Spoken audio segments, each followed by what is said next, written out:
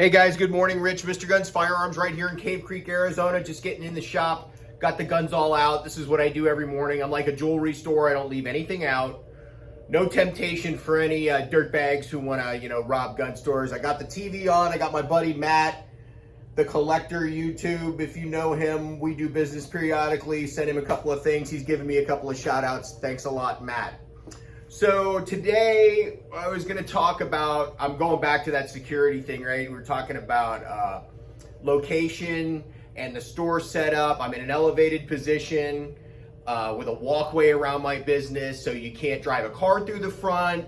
It's very visible and difficult to kind of, get away with anything in here. Not to mention security. I've got glass break sensors. I've got door open sensors. I've got glass break in the back. I've got bars on the windows. You're really not going to get in here and create a big problem. You could make a mess. I have really good insurance. Now, I had probably the most common carrier for gun stores that's available, and I'll spare you their name because they did me really wrong. My second year of business, I put something in the mail, sent it out to the president of the German Firearms Club in Pennsylvania, 1936 Vierling 4-barrel farmer's rifle, and it was broken in transit. Broken in transit. Now, if you can imagine, this rifle was $8,500, okay? Now, do you think that I didn't pack that thing like it was the Ark of the Covenant? We wrapped that thing in so much bubble wrap that it barely fit in the box. So, broken in transit. My insurance company wouldn't cover it because it wasn't in my possession. Lesson learned, I spent about $16,000 a year on insurance with that company. And to have them tell me that it wasn't covered was completely unacceptable. This is a topic that, maybe we'll cover a little bit in this video, because I'm going to tell you right now, if you don't cover your butt because it's a gun, you're going to eat it. And you don't want to eat it. If you're running a small op like this, $2,000 hurts. $5,000 really hurts. $10,000 will put you out of business overnight, especially if you're dealing with other people's guns. So, getting back to the main topic of this video, I have safes.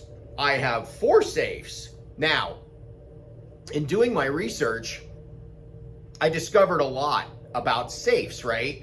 The different brands. What are their weaknesses?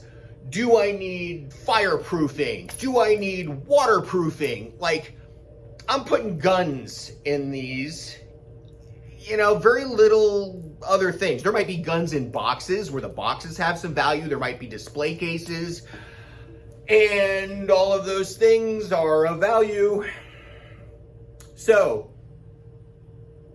that's one of the reasons I don't leave anything out at night, because if somebody gets in here, man, and they start stealing stuff, I'm not taking a chance on what my insurance company is going to cover, right? Right now, I have really good insurance. I have X insurance. And the reason I picked X insurance is because they're going to cover your butt. And it's not cheap, but I talked to the VP to get my insurance. I'm a little tiny gun store, man. Why is the VP of X Insurance talking to me? That, to me, 100% thumbs up. A.W. Hawkins comes in my store. We do all of his transfers. He's a Breitbart guy, if you know him. He's on Fox News. He's friends with the owners. There's enough vetting has been done to let me know that that's who I need to get my insurance through. And it's more expensive, but if I have an issue, is it going to be covered? Yes. Okay, so let's get back to the safes, right? I stated that I have 4 safes. First big safe I bought is a 51 gun safe. I still have that safe today. It's tall. Does it hold 51 guns? I don't know how they make those determinations when they are, qualifying or telling you like the sizes, right, for these safes. 51 guns? Yeah, I mean, not 51 long guns. It's set up for long guns. It has movable shelves. You can configure it the way that best suits you. I didn't use a lot of the shelving that came with it. I put mostly long guns and machine guns in it, and I have all my suppressors in it. First big safe. Cost me $1,500. Now, that safe came with a keypad, electronic keypad. I'm going to tell you right now, I don't like electronic keypads at all, because the day came when I broke the bar mechanism in that safe, and it cost me $900 to get it open. And in the course of that repair, the gentleman who came and fixed it for me is one of the top 50 safe crackers in the world.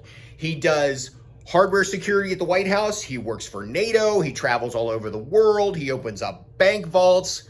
It was not like, he threw that out there. Somebody told me that later, that he was one of the top 50 safe guys in the world.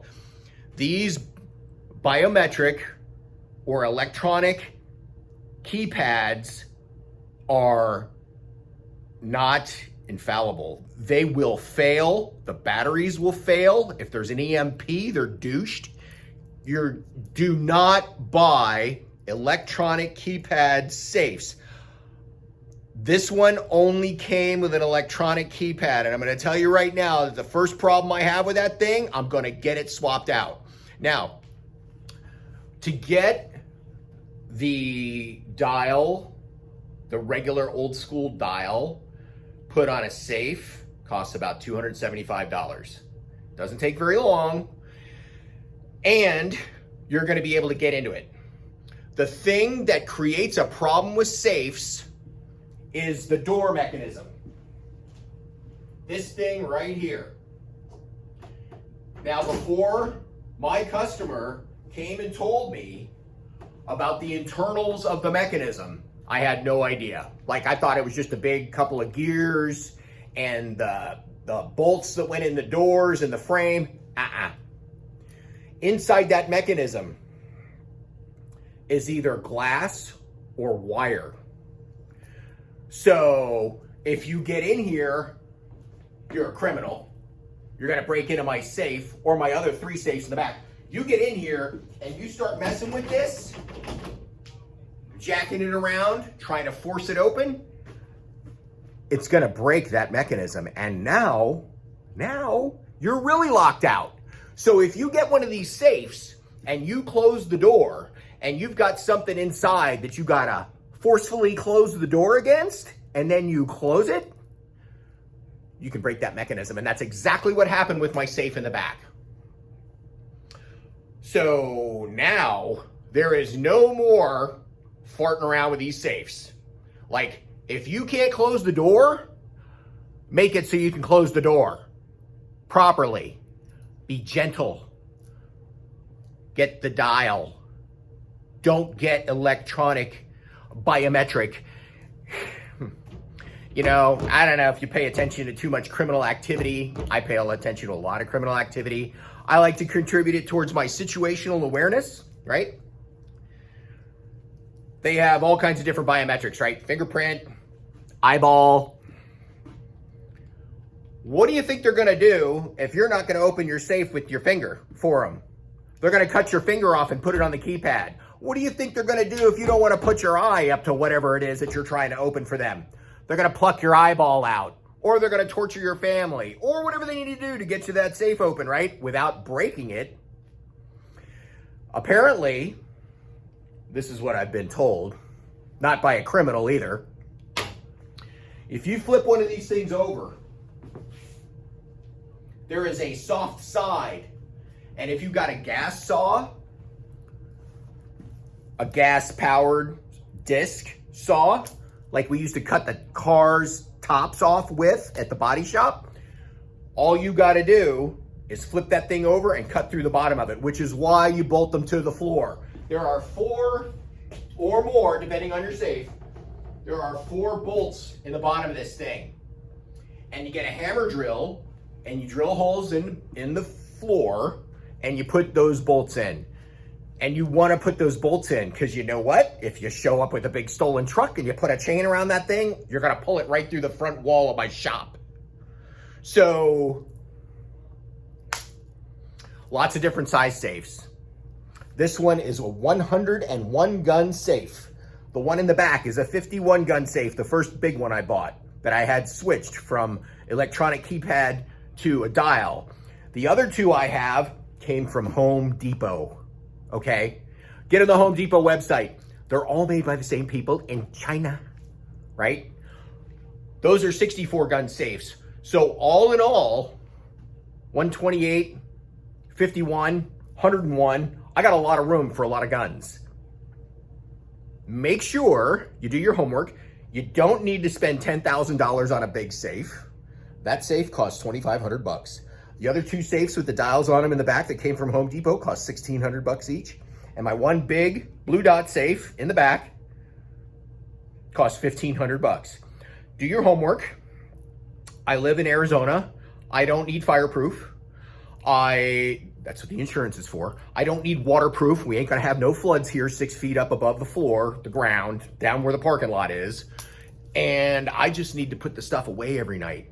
The substation for Maricopa County Sheriffs is about a mile down the road. All those guys know me. They know this is the gun store. If the alarms start going off, I'm gonna have the cavalry down here, busting heads. There's one way into town this way. There's one way into town this way. And, you know, if you're a scumbag and you want to rip off my store, well, you're probably not gonna get too far.